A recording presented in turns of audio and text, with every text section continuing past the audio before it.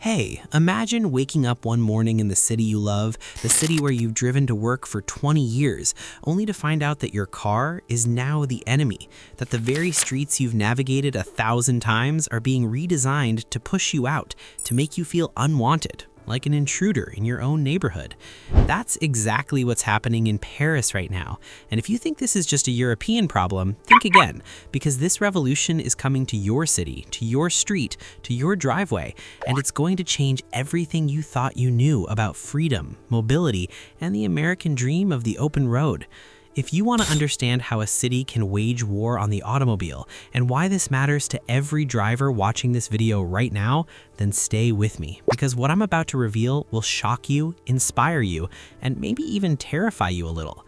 And hey, if you're ready to dive deep into the stories that shape our automotive world, hit that like button right now and subscribe, because we're just getting started.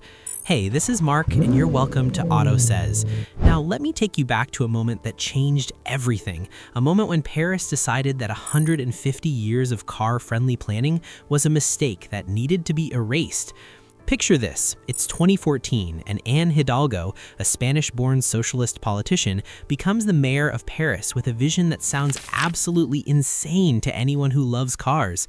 She looks at the Champs-Élysées, at the magnificent boulevards that Napoleon III's prefect, Georges-Eugène Haussmann, carved through medieval Paris in the 1850s, those wide, beautiful streets that were literally designed for movement, for progress, for the flow of modern life.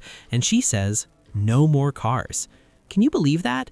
The city that invented the automobile rally, the city that gave us the Paris-Rouen race in 1894, the world's first competitive motor race, is now turning its back on the very machines that made it a global capital of innovation and speed. But here's where it gets really interesting, and trust me, you need to hear this, because the numbers are staggering. In 2001, there were approximately 1.2 million cars registered in Paris, but by 2024, that number has dropped to around 850,000, a decrease of nearly 30% in just over 2 decades. Think about what that means, not just for Parisians, but for the entire automotive industry, for manufacturers who built their empires on urban mobility, for dealerships, for mechanics, for the millions of people whose livelihoods depend on cars.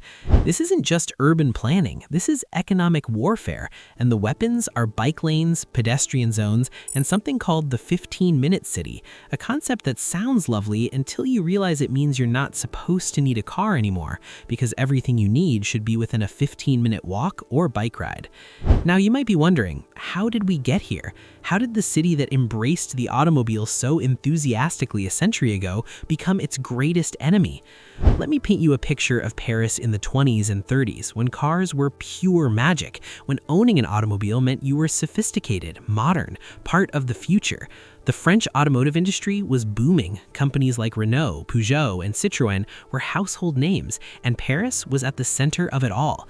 The 1889 World's Fair brought the Eiffel Tower, but it also brought a fascination with machines, with progress, with speed. Fast forward to the post-World War II era, and France is rebuilding, and guess what's at the heart of that reconstruction? Cars, millions of them. By the 1960s, President Georges Pompidou, who served from 1969 to 1974, famously said that Paris must adapt to the automobile. And they did, building ring roads, expressways, parking garages, turning the city into a driver's paradise. The Périphérique, that massive ring road around Paris completed in 1973, was hailed as an engineering marvel, a symbol of French ambition and modernity.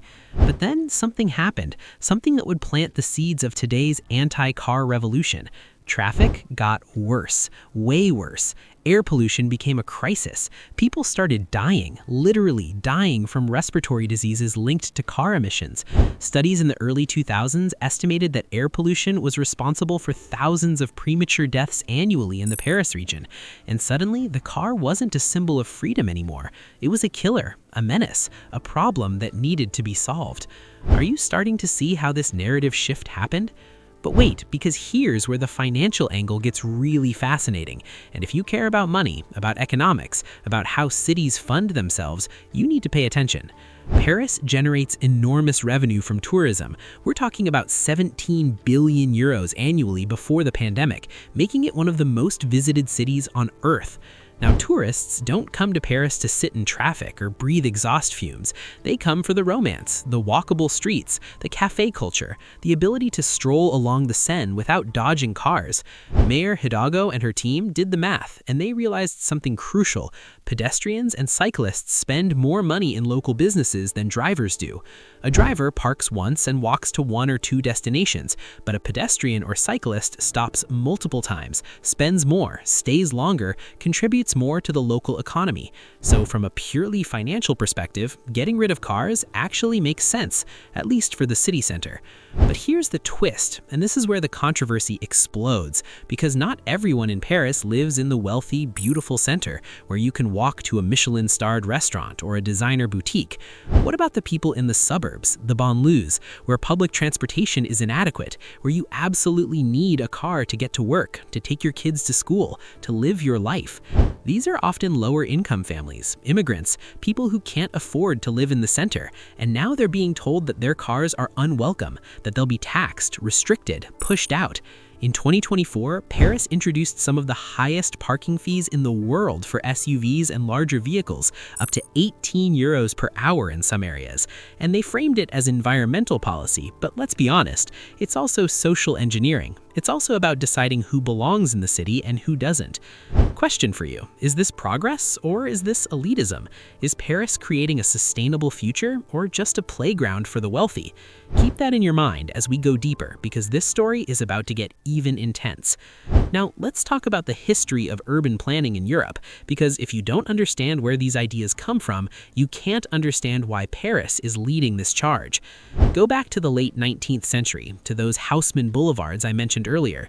Baron Haussmann didn't just redesign Paris for beauty, he did it for control, for military strategy, to make it harder for revolutionaries to build barricades, and to improve public health by creating wider streets with better airflow.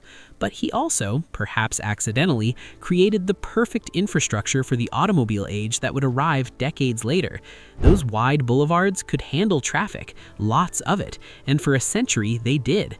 But European cities have always been different from American cities. They're denser, older, built before cars existed, and adapting them to automobile traffic has always been a compromise, often a painful one. By the 1970s, cities like Amsterdam and Copenhagen were already experimenting with car-free zones, not because they hated cars, but because their medieval street layouts simply couldn't handle the volume. They discovered something interesting. When you remove cars, people don't disappear. They adapt, they walk, they cycle, they take public transportation, and often they're happier. Studies from Amsterdam showed that reducing car traffic increased retail sales, improved air quality, and made neighborhoods safer. Paris watched, learned, and waited. Then came the 2015 Paris Climate Accord, a global commitment to reduce greenhouse gas emissions. And suddenly, Paris had not just a local incentive to reduce cars, but an international obligation, a moral imperative. Transportation accounts for roughly 30% of CO2 emissions in urban areas, and cars are the biggest culprits. If Paris was going to lead on climate, it had to tackle cars, and it had to do it aggressively. But here's something most people don't realize, and trust me, you need to hear this, because the war on cars isn't really about the environment alone. It's about economics, it's about real estate, it's about power. Think about it. Every square meter of land in central Paris is worth a fortune, and parking spaces, roads, they're incredibly inefficient uses of that valuable land. A single parking space takes up about 12 square meters and serves maybe 1 or 2 people at a time. Turn that same space into a cafe terrace, a bike lane, a park, and suddenly you're serving dozens or hundreds of people, generating more tax revenue, creating more jobs, building more community. This is what urban economists call the highest and best use of land, and cars, as much as we love them, don't win that calculation in a dense, expensive city like Paris. So when you hear politicians talk about pedestrianizing streets or creating bike lanes, understand that they're not just thinking about the environment, they're thinking about money, about maximizing the economic value of every inch of their city. And you know what? From their perspective, it makes perfect sense, even if it enrages drivers. Now, let me hit you with a little moment of reflection. Have you ever been stuck in Paris traffic? If you have, you know it's a special kind of hell, the kind where you're surrounded by beauty, by history, by architectural masterpieces, and you can't enjoy any of it because you're crawling along at 5 kilometers per hour, breathing exhaust fumes, and paying €7 an hour to park when you finally reach your destination. Maybe, just maybe, there's a better way, right? But we're not here to pick sides. We're here to understand the full story, all the angles, because this isn't black and white. It's complicated, it's messy, it's human. So let's push forward into Act 3, where we explore what all of this means for the future, for your future, for the automotive industry, for the very concept of personal freedom that the car has represented for over a century. Because here's the thing that should excite you and terrify you in equal measure. Paris is just the beginning. London has its ultra-low emission zone, charging drivers up to 12.50 pounds per day to enter large parts of the city. Barcelona is building superblocks, car-free neighborhoods that prioritize pedestrians and cyclists. Berlin, Milan, Brussels, they're all moving in the same direction, all waging their own versions of this war on cars. And here's the kicker. It's working. Air quality is improving, cycling rates are skyrocketing, public health metrics are getting better, and despite all the protests, despite all the angry drivers, most residents in these cities support these changes once they experience them.